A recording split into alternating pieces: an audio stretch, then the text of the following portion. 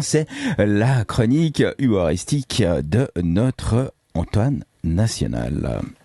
Alors aujourd'hui, je ne vais pas vous parler de 1 ni de 2, mais de 3 sujets différents. Voilà, c'est cadeau, c'est pour moi, je suis comme ça, incapable de prendre une décision. Et franchement, pourquoi se contenter de s'occuper approximativement d'un seul sujet quand on peut le faire avec plusieurs simultanément ? Un principe inspiré de la vie sexuelle de Christophe Darbelet. Oui, c'est ma deuxième chronique et c'est déjà la deuxième fois que j'attaque d'entrée de jeu un élu du centre.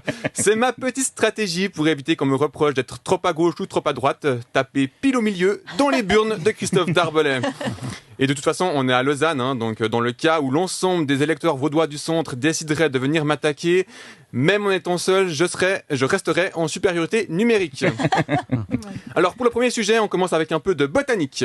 Une récente étude démontre que les plantes émettent des ultrasons lorsqu'elles sont stressées, par exemple à cause d'une blessure.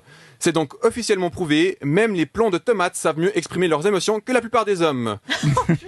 Et une autre étude démontre que les joueurs de l'équipe de Suisse, eux, expriment leur stress en laissant le Portugal leur marquer 6 buts en 8e de finale de la Coupe du Monde.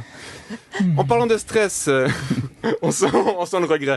En parlant de stress, bonne nouvelle pour les Parisiens, les trottinettes électriques en libre service seront bannies de la capitale. Ce sera désormais beaucoup plus sûr d'aller acheter son pain à la boulangerie le matin. Il n'y aura plus le risque de se faire écraser par Carlito réalisant sa dernière vidéo YouTube. Cette interdiction est le résultat d'une votation populaire organisée par la maire socialiste de Paris, Anne Hidalgo, et pas moins de 90% des votants se sont exprimés contre ces trottinettes.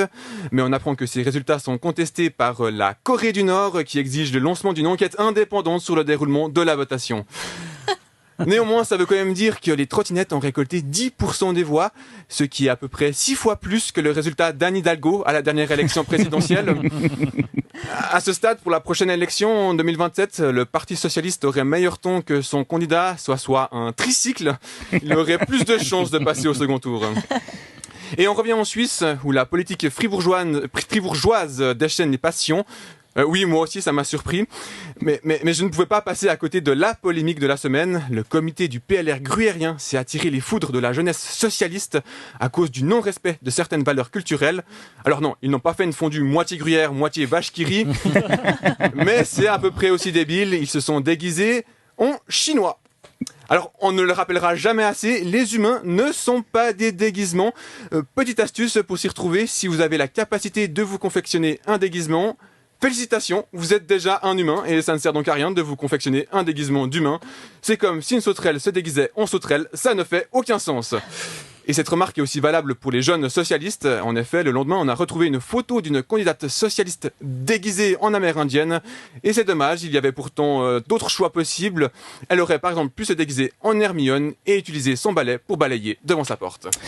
Merci beaucoup, monsieur Antoine, toujours aussi fidèle à toi-même.